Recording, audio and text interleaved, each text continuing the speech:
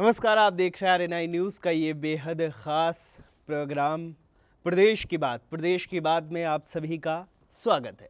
प्रदेश की बात में हम अलग अलग प्रदेशों के मुद्दों की बात करते हैं और वहाँ क्या चल रहा है, वहाँ की सियासत में क्या चल रहा है और वहाँ क्या मुद्दे हैं वर्तमान समय में, उनको लेकर आपसे चर्चा करते हैं और लगातार आपके बीच आते रहते हैं। आज भी हम प्रदेश की बात में सबसे पहले बात यूपी की ही करेंगे, क्योंकि यूपी में इलेक्शन चल रहा है और सातवें चरण का मतदान होने वाला है। आज सातवें चरण का प्रचार, आखिरी चरण का सातवें चरण का प्रचार थम जाएगा। लेकिन आपको बता दें कि मणिपुर में भी आज आखिरी चरण का मतदान हो रहा है। पहले चरण का वहाँ पर मतदान हो चुका है और वहाँ पर 2 चरणों में मतदान होना था। लेकिन हम बात यूपी इलेक्शन पे ही करेंगे। सातवें चरण की अगर बात करें तो 9 जिलों की 54 सीटों पर मतदान होगा और इन 9 जिलों की 54 सीटों पर 613 उम्मीदवार खड़े हैं। और अगर बात करें कि कहां कहां पर ये मतदान होगा, सातवें चरण के में कौन कौन से ज़िले आते हैं, जो 9 ज़िले हैं वो ज़िले हैं आजमगढ़, मऊ, गाज़ीपुर, जौनपुर, वाराणसी, मिर्ज़ापुर, चंदौली, सोनभद्र, भदोही शामिल हैं इनमें। तो इन जगहों पर सातवें चरण का मतदान होना है और आज उसका प्रचार प्रसार एक तरीके से थम जाएगा। लेकिन आखिरी वक्त में सभी दलों ने पूरी ताकत झोंक दी। अगर आज बात करें तो आज प्रधानमंत्री की वाराणसी में कल भी उनका रोड शो हुआ था, आज भी कई जगहों पर उनकी रैलियां हुई और जनसभा हुई। और अगर वहीं विपक्ष की बात करें तो प्रियंका गांधी भी आज वाराणसी में थी और कल अखिलेश यादव का भी रोड शो हुआ था, जिसकी तस्वीरें भी आपके सामने आई थी।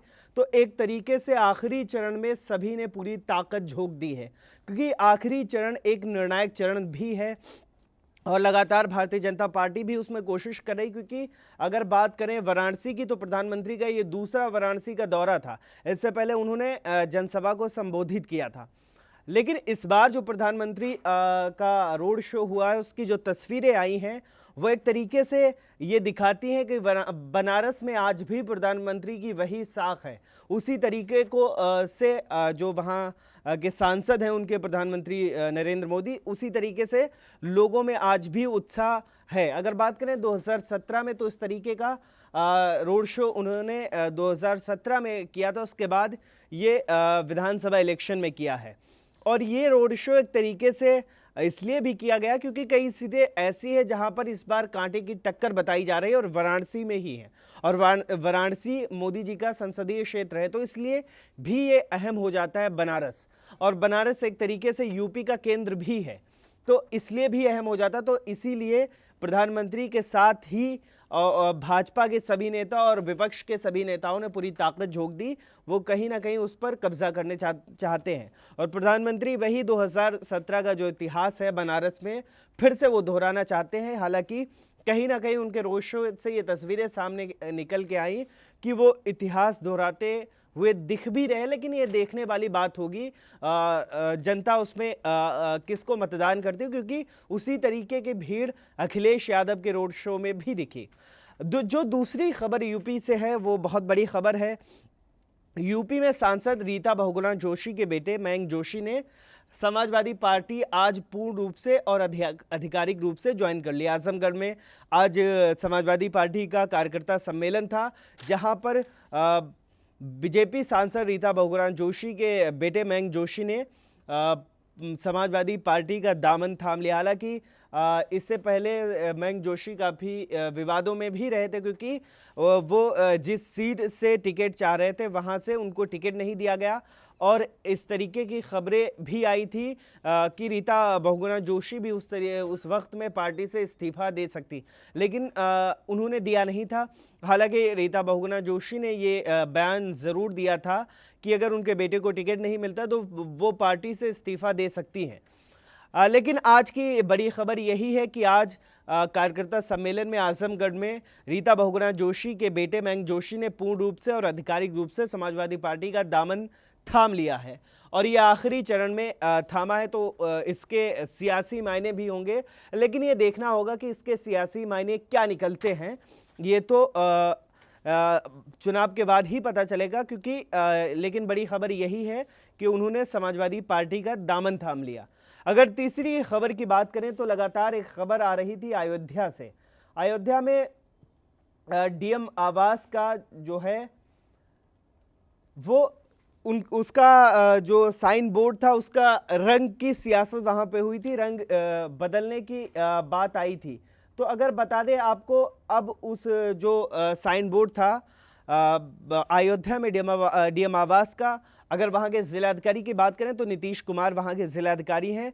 उस डीएम आवास का पहले रंग हरा था, उसके बाद भगवा किया गया, उसके बाद उसको फिर हरा किया गया और उसके बाद उसको लाल किया गया, उसके बाद फिर उसको भगवा कर दिया गया।